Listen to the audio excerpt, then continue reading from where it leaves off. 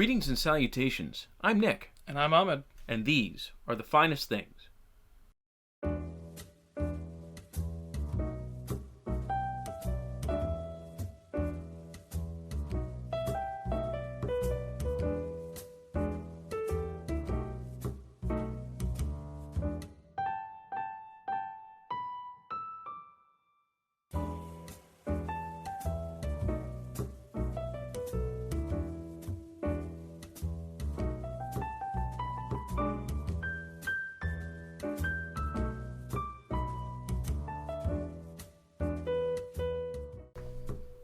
Welcome back, guys.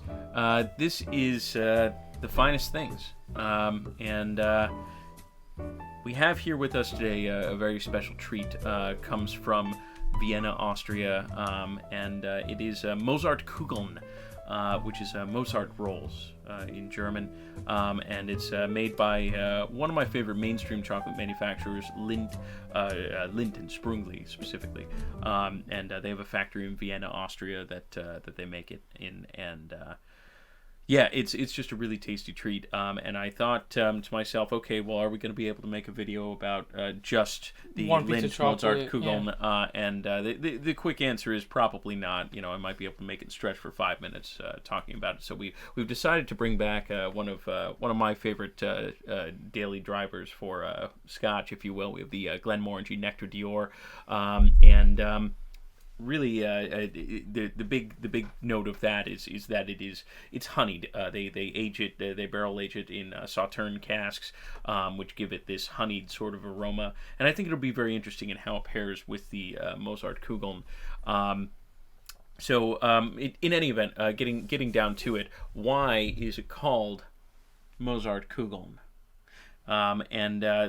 The answer is that, at least the rumor and the legend, is that Wolfgang Amadeus Mozart went broke buying these particular chocolates. He was obsessed with them. So to commemorate his obsession and his financial commitment to his to this type of chocolate, Lindt decided, well, you know what, we'll just roll it up and put his face on it, basically. And, huh? I didn't know that. Yeah, that's actually really interesting. Yeah, it's really interesting the way that came about. Essentially what it's made up of is there's in the center there's an unsweetened hazelnut cream, and it's surrounded by a pistachio marzipan on top and an almond marzipan on the bottom. Marzipan is it's this sugary meal made from nuts. It's very interesting, very sweet, but the texture is almost like cakey. It's really quite pleasant when done correctly. And then the Mozartkugel is enrobed in milk chocolate and again in dark chocolate. So it's a very exquisite piece. It's not just like a simple one and done, it's just a piece of chocolate. No, it's multi-layered, it's multi-dimensional, it has many different textures. It's really fantastic. Anyway, maybe we should just jump right into having it here, unless the little preamble, I think I sort of, what do these go for again each? They're about $2 a piece. $2. Yeah, this is like one of the most excited pieces, or rather one of the finest things, concepts I've been most excited about, simply because a lot of times, and going forward, and in the past too, a lot of the things we're featuring on the finest things are kind of expensive. And that's kind of the idea of it, right? It's something that's above average cost, but that justifies it. Is a piece of chocolate this big, well, not just a piece of chocolate, but a candy this big that's $2 above average cost? Yeah, of course, a bag of these is expensive. $25 a pound. But it justifies its cost, and we're going to explore, whether it does and how it does and why it does. Another thing is, and I like the inclusion of the Glenmorangie, because it shows that you don't really have to stay in one lane when it comes to really fine, amazing product. A lot of times you can kind of just pair them together. Yep. Obviously, given that they are compatible. Certainly. But my other point is there's such a low barrier to entry financially, for that anyone can afford to experience something that is, pretty world class, in its category. For sure, definitely. But I'm kind of excited to jump right in and just try one. Let's do that. And then see how it goes here. It's a dense little guy. It is, yes. It's quite substantial. Each one of these, fun fact, each one of these is 100 calories. More than you think for a bite. It's quite more than you think for bites. just a little bonbon. And Lindt will correct you, though, and they will say that this is not a candy. This is fine chocolate, sir. How dare you? You've taken away their childhood dreams by calling it candy. But, Tastes good.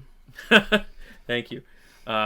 Yeah, they do a great job. You? Yes, thank you. I brought these all the way from Austria just for you. That's true. You know, not the first time I've had one of these, but the first time in a little while. I don't think the camera can probably focus in on this, but you see the kind of outline there, the section of the I think chocolate. my camera. Yeah. Hold it up. Hold it up closer towards mine. Closer, like in the center frame. And I think it might come into focus. There you go. Yeah. Yeah, there it is. That's kind of the cross section there, the chocolate that I just bit into there. You see that on the top you've got the pistachio marzipan, on the bottom is the almond marzipan. Just watch me eat for like 10 seconds. It's substantial. That's really good. We haven't given like any tasting notes. No. Because it's just so amazing. Yeah. Like why would I stop eating to talk? But the consistency is really, really nice. The cakiness, it does make it feel more substantial. I'm not gonna lie, the cakiness almost makes me feel like I want to eat more of them, as opposed to like, or I might be satisfied with like 1 or 2 pieces of like regular chocolate, but I want to eat like 3 of these. And it's like, and then you think it's like, oh, that's like $6. Yeah, it's a pricey habit for sure. I definitely see very how sweet. he went broke. Yeah, Yeah, definitely super sweet. Yeah. Oh yeah, and back in the day, these were a lot more expensive. I would imagine. Yeah, because they're so difficult to make. Sure. And the marzipan, it is it requires rather a humectant, which is like the opposite of a desiccant. So it needs something to keep it moist. The problem is that chocolate, not that it requires super dry conditions, but dry enough to the point where these don't keep for an incredibly long period of time. Like, after like a month,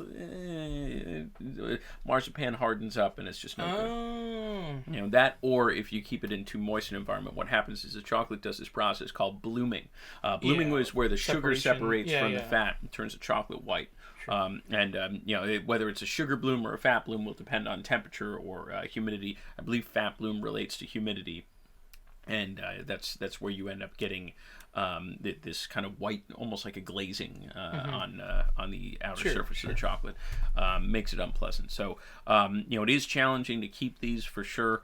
I would say if you go to a Lindt store, which by the way, for Lindt Mozartkugel, you could order them online, but if you're going to go to a store, the only store that is going to have them is a Lindt chocolate shop.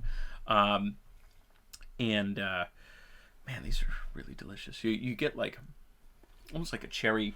And that's sort of like what like it's the same thing. A similar flavor profile to like Italian style like 7-layer cookies. If you've had those, you have that similar sort of marzipan flavor, and the jelly is like jelly, and the cakiness actually is really similar. Honestly, I never thought about that before. And compared to like a just plain marzipan piece that you would get from other confectioners. Where the marzipan is just super duper sweet. Like this is definitely much more tame. Yeah.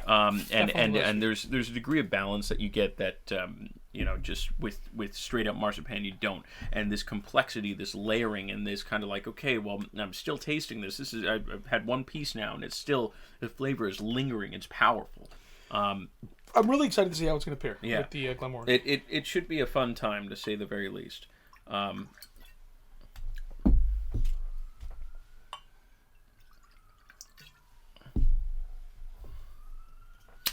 What are we drinking to? What are we drinking to? Yeah, what are we drinking to? What are we cheersing to? What shall we cheers to? To the finest of things. To tasty chocolate. I'll drink to that. I'm an intelligent man.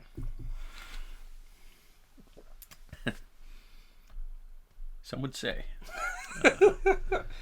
I believe the story starts in Japan. Oh goodness, not now. But We'll yeah, get to that in another episode. Incredibly honeyed. Oh yeah, definitely. As always, I mean, we've covered this in the past. Yep.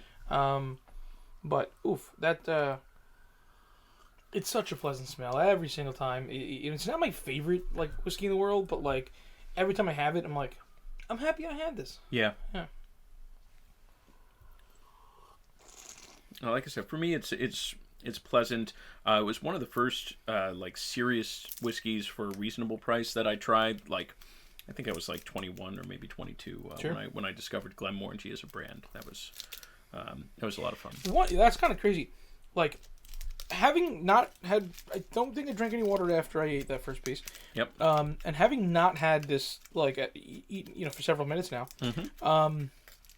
It actually really like mellowed out like the sort of like whiskey harshness. Yeah. Of the Nectar Dealer. Now it's not a harsh whiskey, no. in the first place, but it definitely did get mellowed out by just like the flavor profile. It's actually really just like blooming and developing in my mouth right now. Again, having the fats not, of the chocolate are breaking down the tannins of the whiskey. but having not had eaten the piece of chocolate for minutes, that's really impressive and surprising. I wasn't necessarily guessing that's how it would be. It is very curious. Take a bite here. Gosh, these are just perfect.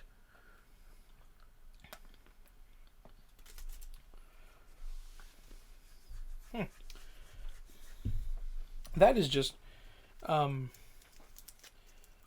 definitely surprising and super pleasant. Super pleasant.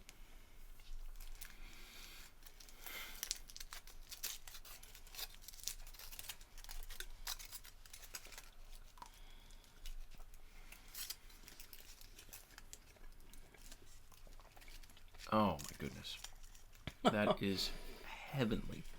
So I took a small sip. It's so much less sweet than you think. Oh my! The sweetness basically goes away. The whiskey being a dry beverage, there's no like residual sugars or anything, and the chocolate being relatively a sweet thing. When the two collide, like it just like it's like the chocolate's positive, but it brought the whiskey out thing, a just smoke. flat. Like right as the whiskey comes on the palate, it brought out like a really subtle smoke, like center stage, maybe more of a peat than a smoke.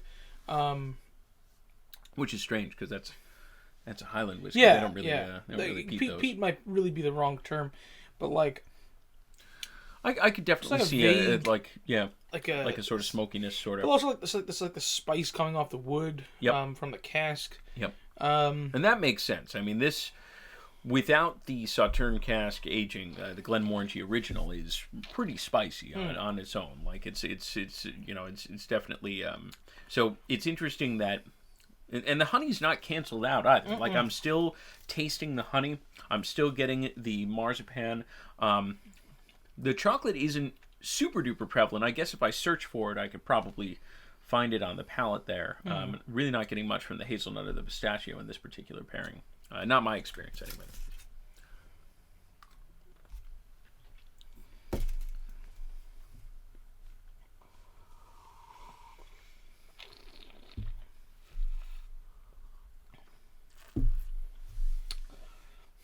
I was really thinking like whiskey and chocolate.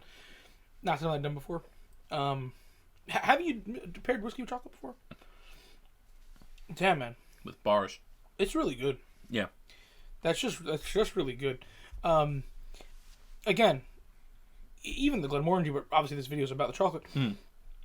For the money, you can't say it's not an unbelievable value. Yeah. Even though it's expensive. Sure, it's cheap, $2, but the reality is a little piece of chocolate. Yeah. It's very expensive for how small it is. But very great things much come in small packages. Yeah. But what I would say is though, very much in the category of the finest things, very much justifies the cost. and I have paired this with coffee in the past. Another. Oh my god. It's like the perfect pairing. Unreal. I wish we had some more coffee on. I know. Yeah. That would have been very nice. But no, coffee unlocks the power of the hazelnuts. I'm extraordinarily happy though that we didn't have coffee, only because I otherwise wouldn't have experienced we would not have discovered this, and this is actually super pleasant. Yeah, no, that's a really like. It goes to show you could take two very fine things, and they will mesh in ways that you never thought. I'm thinking like, in the future we could cover a real high end like a, A5 Wagyu, and we could eat like a piece of a BMW with it, just like two of the finest things. Just it's I think it'll.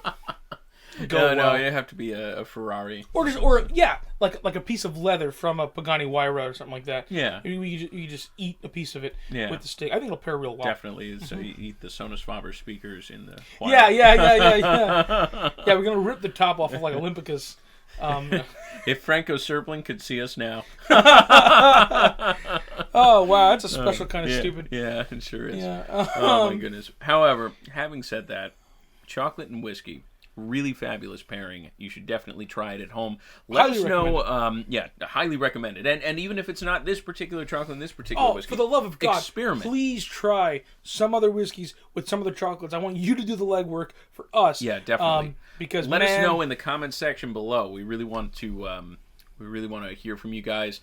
And if you like videos like this, hit the like button. Hit the subscribe button if you want to hear about more videos from us here at The Finer Things in our video section here, The Finest of Things. I really hope you guys enjoyed tonight. Check out the other video we did featuring Glenmorangie Nectar Dior. Yes. It was a little while ago, but it was. What was that? That was an episode of Not So Fine. That was an episode of Not So Fine. Sort of like the opposite of this particular show. Yep. With Johnny Black. Yep. And Compass Box Spice Tree. Yeah, the Compass Box. Yep. Yeah. Absolutely. Another really good whiskey that I bet would pair well. It probably would. Yeah. With okay, now my brain's just going a mile a minute. It's just reeling. Yeah. Because now I'm thinking I'd love to pair something like Spice Tree with like that peppercorn chocolate we tested in an episode with the wine. I'm telling you, man. I would have previously wrote off whiskey and chocolate. We should try car parts and steak. All right. Look, we have so much fun making this stuff for you guys. We do. We really hope you're enjoying it. And if you're not, look, let us know why. Let us know just how dumb and how stupid we are. We know, but it's fine to hear more. But and for now, that's us signing off. Thanks, guys. Have a great one.